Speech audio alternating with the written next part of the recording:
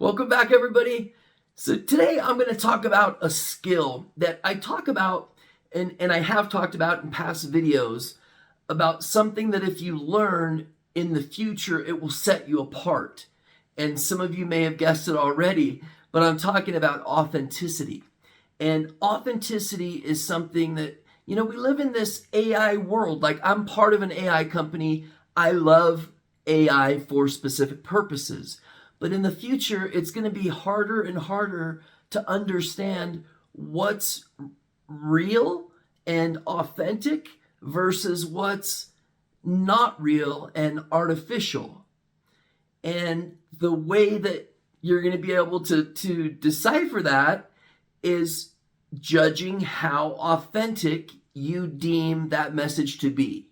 So it could be simply talking to somebody. It could be a book that you're reading. It could be a paper that you're grading if you're a teacher. I don't know, but the key to being successful in the future, to getting the job that you want, to getting the house that you want, maybe the spouse that you want, all of that, the key to that is authenticity. Well, here's how to be more authentic. And I like, we're friends here, right? Like, I'm just reading from my journal. So I hope that's okay with you. I'm going to glance down from time to time. But on how to be more authentic.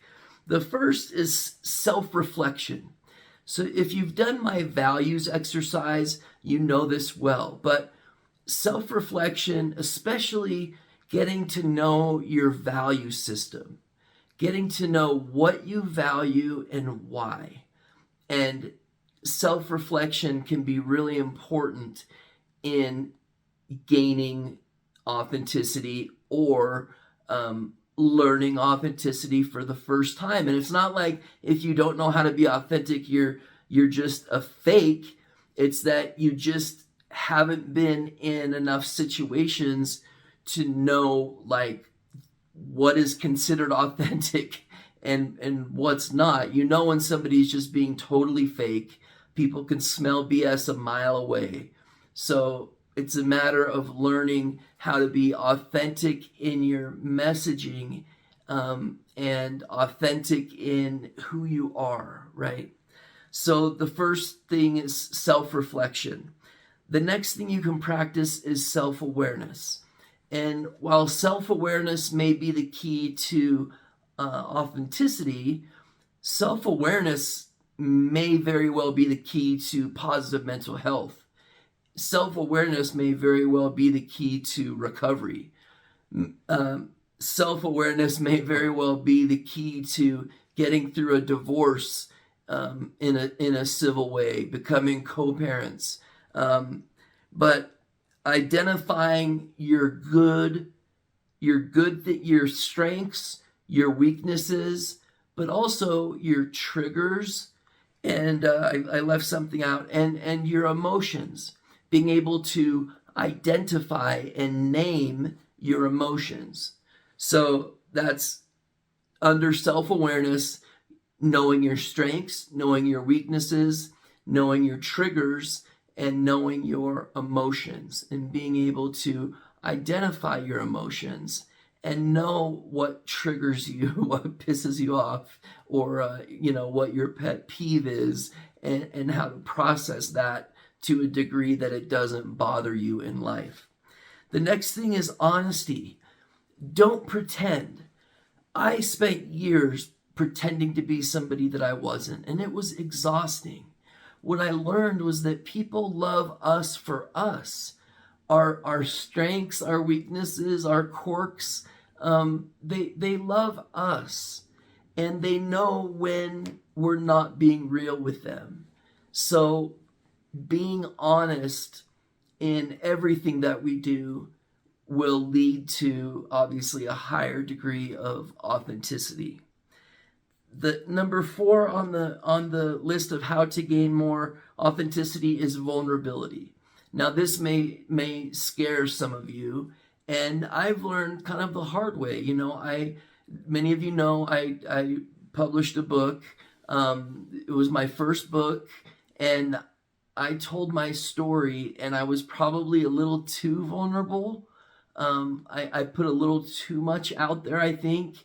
And so there is such thing as being too vulnerable. But you want to find a group of family or friends that you trust and try being vulnerable with them. Try telling them what's maybe really going on at home, or what's really been bothering you the past, few weeks, or what the recent funk that you've been in is all about. But do it around people that you know won't use it against you. The next thing is to embrace imperfections.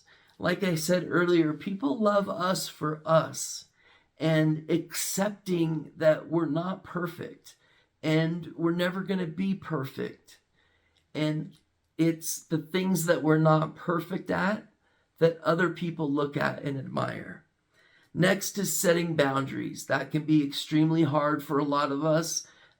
There's a lot of actually New Testament. I'm not a religious guy. I'm a spiritual guy, not a religious guy. But in the New Testament, there's a lot of biblical verses, if you're Christian, that back up boundaries. The next one is to listen actively. So what that means is listening to what somebody's saying without thinking about what you're going to say when they're done. So just listening, just going all in on what they're saying and listening actively, that will help you. The next one is consistency. So people understand, people know when we're being authentic, okay? So they know when we're bullshitting them, and they know when we're being authentic. If we're authentic just like one time around somebody, but we're not consistent with that, then it can be perceived as fake. So it's really important that when we are authentic with other people, that we are consistent about how authentic we are, okay? Let's see. Authenticity over approval. This is also one that I struggled with for a long time. I tried to be who I thought you wanted me to be, rather than just being authentic me and letting the chips fall where they may. And the last one on how to become more authentic is continuous growth. And I'll review them really quick. Number 1, self-reflection. Number 2, self-awareness. Number 3, honesty. Number 4, vulnerability.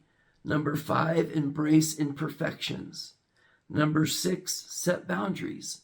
Number 7, listen actively. Number 8, consistency. Number 9, authenticity over approval. And number 10, continuous growth. Remember that we're all in this together. We all need to lock arms and stay in this together. We live in such a divisive world that authenticity will reward you one day. And I can say that from personal experience. So I hope everybody has an awesome Wednesday. Thanks so much for watching. I'll see you guys same day, same time next week. Take care, guys. Bye-bye.